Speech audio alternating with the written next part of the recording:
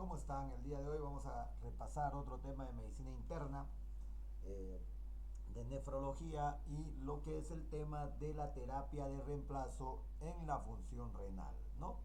Entonces el tema que vamos a repasar. Se pueden realizar de dos maneras. La primera es por el hemodiálisis, ¿no? O la diálisis en este caso, en la cual va a comprender la hemodiálisis, la diálisis peritoneal, la hemofiltración y el trasplante renal. La diálisis es un tratamiento artificial que facilita la depuración y la remoción de sustancias tóxicas de la sangre y la eliminación del exceso de agua o líquidos acumulados en el cuerpo debidos a la falencia renal. Las indicaciones: la insuficiencia renal crónica con un filtrado glomerular de 15 ml minuto, intoxicación urémica con creatinina más del 10 miligramos decilitro y la hipercalemia mayor a 7.5 miligramos decilitro. También va a haber una acidosis metabólica refractaria al tratamiento. También podemos ver que el paciente o que los pacientes con insuficiencia renal crónica pueden llegar a tener pericarditis, anemia crónica por debajo de 8 gramos de hemoglobina, sobrecarga del ventrículo izquierdo, ¿no? Y mediante esta técnica se puede eliminar los productos de desecho. Prácticamente para eso nos sirve lo que es la diálisis, para eliminar, ¿no?, los productos de desecho de la sangre y también el exceso de líquido que hay en el cuerpo del paciente, debido a que el riñón pierde progresivamente la capacidad de excretar orina. Por esta razón, un paciente pierde peso cada vez que asiste a una sesión de hemodiálisis, pero hay que destacar que el paciente no está perdiendo grasa, sino el líquido acumulado en la sangre. Según los aspectos procedimentales, la diálisis se divide en dos grupos principales: hemodiálisis y diálisis peritoneal. La hemodiálisis es el procedimiento más utilizado. Se basa en extraer la sangre del cuerpo del paciente y hacerla circular por medio de un tubo estéril hacia lo que es el filtro de la diálisis, que es un componente de una máquina de diálisis, también llamado popularmente como riñón artificial. Básicamente se pone en contacto la sangre, ¿no?, contacto la sangre con el líquido dializador a través de una membrana semipermeable. En este contacto se produce el intercambio de líquidos y de solutos, restableciendo el equilibrio ácido-básico, balance hídrico y la eliminación de productos tóxicos. Ventajas de la hemodiálisis: el seguimiento médico es más cercano por el médico, menor tiempo de exposición, solo son 4 horas, menor pérdida de proteínas y eliminación del exceso de agua corporal con mayor rapidez. Las desventajas, ¿no? Paciente puede contraer hepatitis C, riesgo de la diálisis inadecuada por hipotensión, hospitalización, poca tolerancia en los pacientes inestables y con enfermedades cardíacas avanzadas, riesgo de hemorragia por necesidad de anticoagulación, hipoglucemia y disfunción de absceso vascular. Esas son las desventajas. La duración generalmente se hace entre 3 veces por semana, sesión de 3 a 5 horas, empezando con baja velocidad de 200 ml minuto, dependiendo del estado general del paciente, y la dosis se va aumentando. En muchos centros, para lograr la cantidad adecuada de la hemodiálisis, usan el llamado punto de diálisis. Las complicaciones tenemos de la diálisis: tenemos la hipotensión, es muy frecuente debido a la pérdida aguda del volumen circulante del paciente, y la ultrafiltración excesiva del tratamiento será la reposición de líquidos. También la hemodiálisis puede producir calambres, también frecuente debido a los cambios bruscos de la osmolaridad, ceden con la administración de solución fisiológica. Otra complicación es, en este caso, el síndrome de desequilibrio de la diálisis, como cefaleas, náuseas, vómitos, a veces convulsiones, y se atribuye a un edema cerebral y cambios del pH del líquido cefalorraquídeo. Se trata con soluciones hipertónicas de glucosa, cloruro de sodio hipertónico o manitol. Puede también presentar arritmia. Otra de las complicaciones del paciente: puede llegar a presentar arritmia cardíaca, angina de pecho, hemólica, embolia gaseosa, hemólisis, ¿no?, infecciones de acceso vascular que a veces dan endocarditis, septicemia y trombosis de los SUNS, ¿no? En la hemodiálisis existen dos circuitos, el circuito sanguíneo extracorpóreo y el circuito del líquido de la diálisis. El circuito sanguíneo, los tubos por donde pasa la sangre son las líneas en dos, y son dos, ¿no? La línea arterial conduce la sangre desde el paciente al dializador y la línea venosa retorna la sangre desde el dializador al paciente. Las líneas son generalmente PVC, ¿no? Salvo el cuerpo de la bomba que debe ser más flexible, siendo generalmente de silicona o de tailón. El monitor de la diálisis controla la circulación de la sangre por el circuito extracorpóreo y la sangre fluye desde el acceso vascular del paciente a través de la línea arterial hasta llegar a un dializador. Tras pasar por este, sigue su recorrido por la línea venosa hasta retornar al paciente. La línea arterial tiene una almohadilla de material más blando que la línea, ¿no? que la otra línea, que se coloca sobre el sensor de la presión arterial. Esta detecta una depresión en la almohadilla, se salta una alarma y se ocluye la línea arterial con un clap. Las máquinas de hemodiálisis también presentan una bomba de sangre que moviliza la sangre desde el acceso vascular hasta el dializador. El flujo habitual en los pacientes adultos es de 200 a 350 ml minuto. El sistema más usado es la bomba de peristáltica de rodillos. La línea arterial tiene una parte, ¿no?, que se denomina cuerpo de bomba, que es más blando, más ancho que el resto de la línea. Este segmento es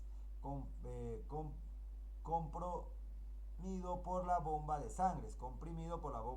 Generalmente los rodillos comprimen este segmento y conforme estos van girando, arrastran la sangre en dirección al dializador. Otros componentes importantes de la máquina de diálisis es la bomba de heparina, que nos sirve para administrar la heparina de forma continua dentro de los circuitos. Suele ser un pistón que empuja el émbolo de una jeringa que entra en la línea arterial. Es importante, pues evita que la sangre se coagule.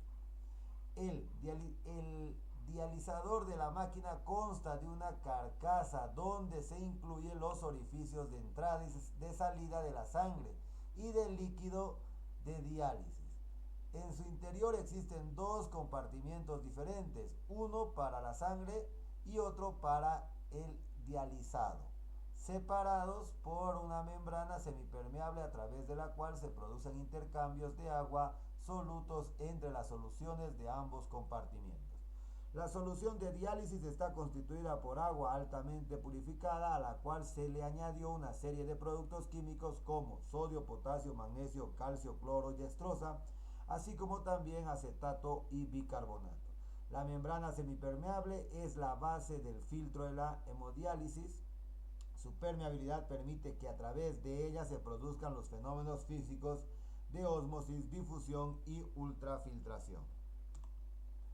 En el recorrido de la sangre, después del paso por el dializador, también hay mecanismos protectores, como el mediador de la presión venosa, que es un manómetro que mide la presión venosa existente en la cámara de goteo. Esto nos indica la resistencia que ofrece el acceso vascular a la entrada de la sangre. Un aumento de la presión venosa indica acomodación o coagulación de la línea venosa, que son problemas en el retorno de la sangre. Una disminución en la presión venosa nos indica descenso del flujo arterial, en este caso acomodamiento de la línea arterial y la coagulación dentro del dializador. La activación del medidor produce paro en la bomba y el pinzamiento de la línea venosa. Otro mecanismo importante para la cámara de goteo, ¿no?, que se encuentra en la línea venosa, tiene dos salidas. Una por su parte superior hacia el mediador, la presión venosa, y otra para infundir la medicación o sueros. Tiene otra cámara en su salida en la parte inferior, un filtro que impide el paso de los coágulos hacia el paciente. La función de esta cámara es impedir que cualquier burbuja de aire que pueda entrar en el sistema entre en el paciente, lo que le producirá un embolismo gaseoso. El circuito de líquidos de diálisis. El circuito de líquidos se halla dentro del monitor. El monitor se encarga de calentar, desgasificar y preparar la solución de líquido de la diálisis, de filtrar el líquido programado. El agua, al entrar en este caso monitor, pasa por un filtro para evitar la entrada de partículas y desde ahí pasa por un circuito que contiene calentador, ¿no? En este caso bomba de concentrado, también bomba de concentrado, en este caso desgasificador, bomba de flujo y un detector de fugas hemáticas pequeñas que detecta pequeñas cantidades de hemoglobina en el líquido de la diálisis. Y ahí podemos ver, ¿no?, cómo es el mecanismo de la diálisis, ¿no?, de cómo se va a dar la diálisis, tanto de la entrada de sangre, ¿no?, y su salida, para que se dé la filtración. Acceso para la diálisis. El acceso permanente implica la creación de una conexión permanente entre una arteria y una vena debajo de la piel.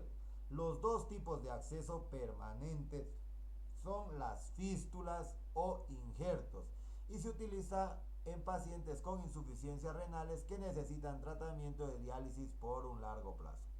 Se insertan quirúrgicamente unos meses antes de empezar la diálisis con el fin de permitir que el sitio cicatrice y madure adecuadamente. La fístula arteriovenosa es un tipo de acceso vascular que implica una conexión directa entre una arteria y una vena.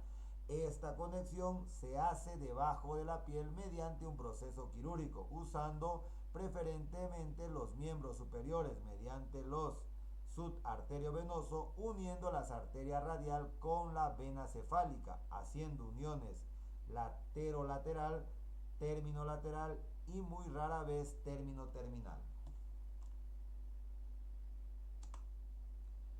Con esto se consigue arteriolizar las venas logrando un flujo de sangre mayor de 200 ml minutos y que puede puncionarse repetidas veces. Las fístulas son el acceso vascular preferido de los pacientes que necesitan diálisis por largos periodos de tiempo, porque duran más que cualquier otro acceso vascular y tienen menos tendencia a la coagulación y a la infección.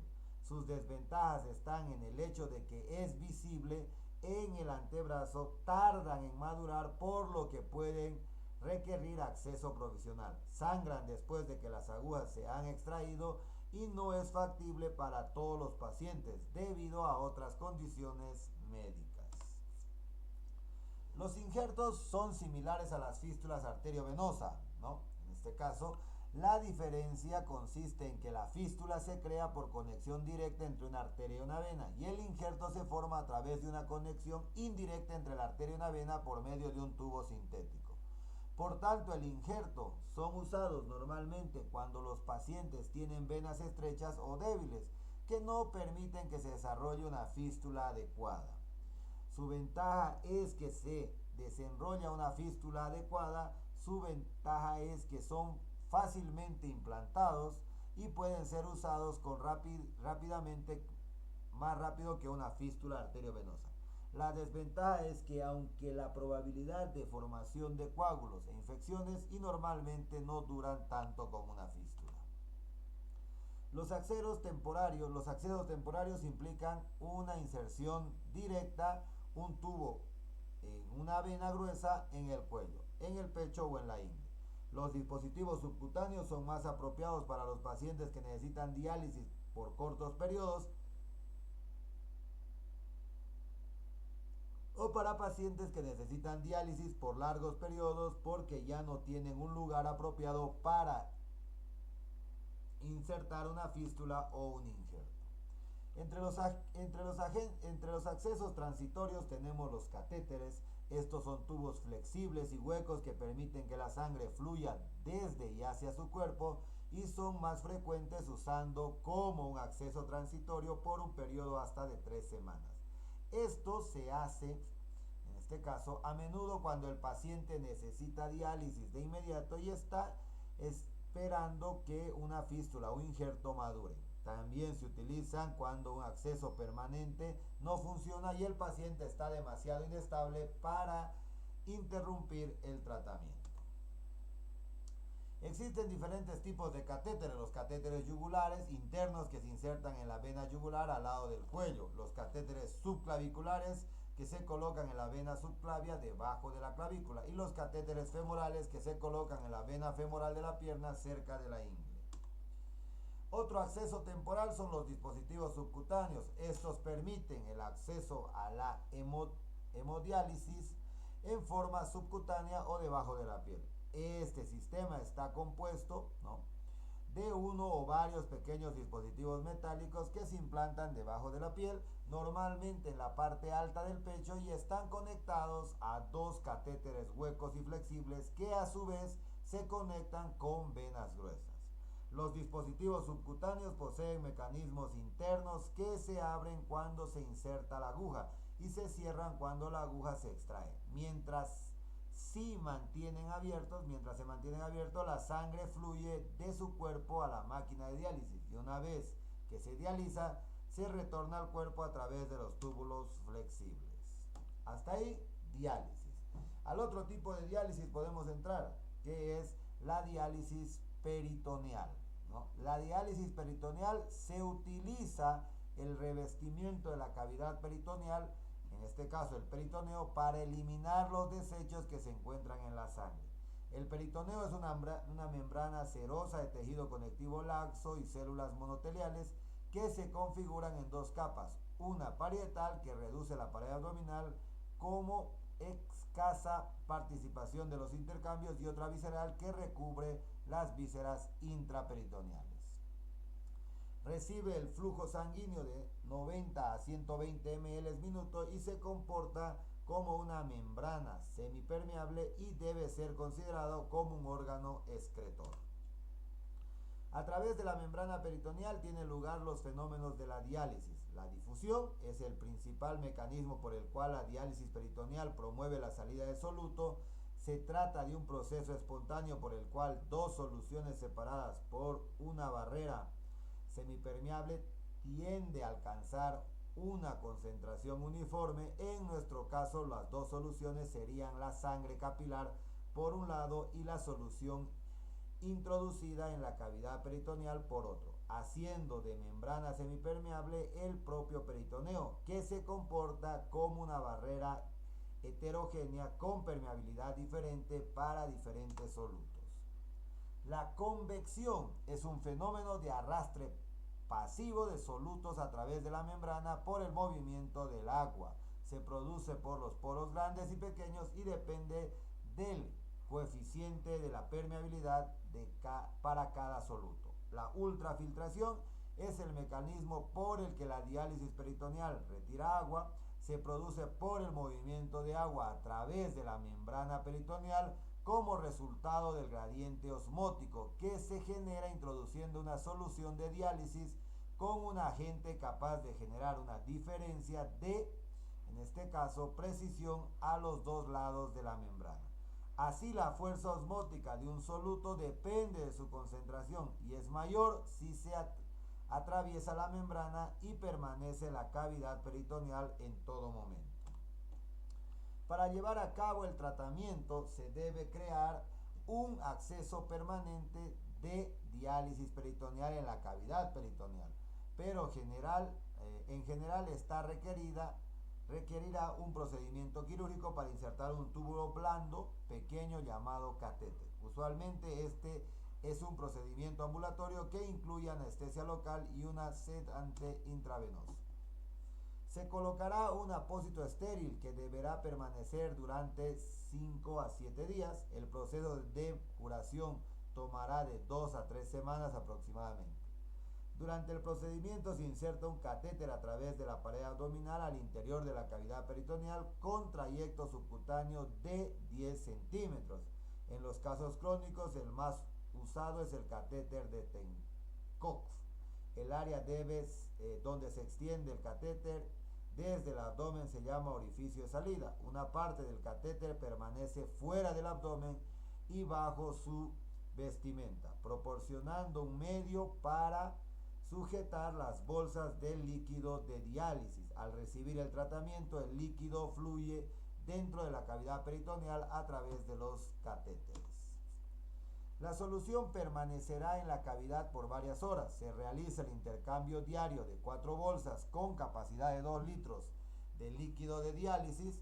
Cada bolsa se queda en 4 a 8 horas en la cavidad antes de extraer. Se puede empezar con una solución de 1000 cc dejando 10 o 15 minutos. Algunos empiezan con 30 minutos, luego intercambian 2 litros cada 4 horas en sesiones que duran de 30 a 48 horas. Durante este tiempo, los productos de desecho y el exceso de líquido pasan a la sangre hacia la cavidad peritoneal. Luego de completar el tiempo de permanencia, se drena la solución de la cavidad, entonces se llena la cavidad con una nueva solución y el proceso empieza nuevamente. Este proceso se llama intercambio. Los diferentes tipos de diálisis peritoneal tienen diferentes horarios de intercambio. Se considera como paciente ideal aquel que presenta peritoneo intacto, condiciones necesarias en su domicilio y deseo de mayor libertad para viajar, acceso vascular difícil, en este caso los diabéticos, y enfermedad cardiovascular grave. Según su forma de practicarse, puede ser diálisis peritoneal aguda, ¿no? Se realiza en el hospital, manual e intermitente, o diálisis peritoneal crónica con diferentes esquemas, ¿no? Tenemos la diálisis peritoneal, en este caso, ¿no? El DPAC, propiamente diálisis peritoneal ambulatoria continua, es un tratamiento que se realiza en forma continua introduciendo 4 o 5 recambios de 2 a 3 litros en la cavidad peritoneal durante el día y un recambio durante la noche. Esta modalidad es práctica por el enfermo en su domicilio, quien se hace la diálisis de forma manual. Luego tenemos la diálisis, ¿no? El DPA, que es el tratamiento realizado con ayuda de una máquina que efectúa los cambios de líquido peritoneal de forma automática y generalmente por la noche. Entre estos dos esquemas básicos pueden encontrarse fórmulas intermedias que combinen los dos modelos. Ventajas de la diálisis peritoneal: no heparinización, no dependencia a una máquina, tratamiento en casa, fácil acceso, preserva la función renal residual, mejora la tolerancia cardiovascular y mejor control de lo que es la tensión arterial. Las desventajas: puede producir hiperglucemia, hernia de la pared abdominal o inguinal, incremento progresivo del tiempo de diálisis, excesiva dedicación, cansancio, riesgo de peritonitis y mayor pérdida de proteínas. Otras técnicas. Dentro de otras técnicas de diálisis podemos indicar la hemofiltración, que es una técnica extracorpórea que consiste en hacer pasar la sangre por una membrana semipermeable y poner el líquido perdido y reponer el líquido perdido con solución fisiológica. Se usa en casos de disproteinemias, se usa el catéter de Charlie, lo mismo que la hemoperfusión y la plasmaféresis propiamente. Las alteraciones relacionadas con la diálisis: anemia y eritropoyetina, ¿no? y la eritropoyetina. La anemia es común entre quienes padecen enfermedad renal porque los riñones producen la eritropoyetina, ¿no? La que estimula la médula ósea a producir glóbulos rojos. La eritropoyetina se comercializa comúnmente y se administra a pacientes en diálisis. También se pueden producir las alteraciones de osteodistrofia renal o enfermedad ósea de la insuficiencia renal. Afecta al 90% de los pacientes que reciben tratamiento de diálisis, causa adelgazamiento y debilitamiento de los huesos o malformaciones óseas y afecta tanto a niños como a adultos. Comezón, otra, ¿no? En este caso, otra alteración, la comezón.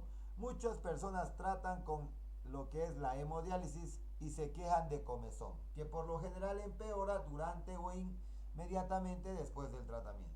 La comezón es común incluso en quienes no padecen de la enfermedad renal, en la insuficiencia renal. Sin embargo, la comezón puede empeorar por los desechos del torrente sanguíneo que las membranas de los dializadores actúan y no pueden eliminar de la sangre.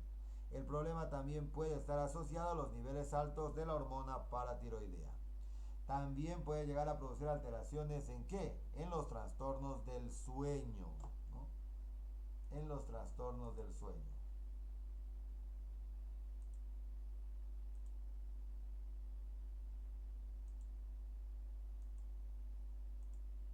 En los trastornos del sueño.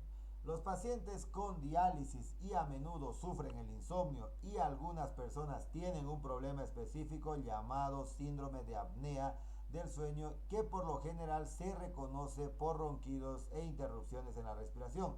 Los episodios de apnea son en realidad pausas en la respiración durante el sueño. Con el tiempo, estas alteraciones del sueño pueden producir insomnio por la noche y sonolencia durante el día, dolor de cabeza, depresión y alerta disminuida.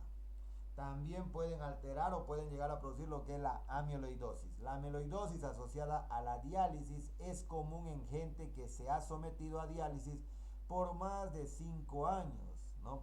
En este caso, la amiloidosis asociada a diálisis se desarrolla cuando las proteínas en este caso, la sangre se depositan en las articulaciones y los tendones causando dolor, rigidez, líquido en las articulaciones, como en el caso de la artritis. Los riñones filtran estas proteínas, pero los filtros de la diálisis no son tan eficaces. Y por último vamos a hablar de trasplante renal. Es el tratamiento más efectivo de la insuficiencia renal crónica terminal. Ha ido en incremento el número de trasplantes paralelamente al desarrollo de técnicas quirúrgicas y la mejor comprensión y tratamiento de los problemas inmunológicos. El éxito del trasplante está en directa relación con la histocompatibilidad, asumiendo la perfección de la técnica quirúrgica. Se ha descubierto que todas las especies tienen varios sistemas de histocompatibilidad, siendo así que en la especie humana, ¿no?, el complejo mayor de histocompatibilidad, sistema mayor de histocompatibilidad, de los cuales el más importante es el sistema HLA. Una perfecta compatibilidad del sistema HLA no significa que el injerto no será rechazado por la existencia de estos sistemas de histocompatibilidad, entre ellos, por ejemplo, el sistema eritrocitario. El único trasplante que no será rechazado será el de los gemelos idénticos univitelinos, que llegaría a ser un autotrasplante.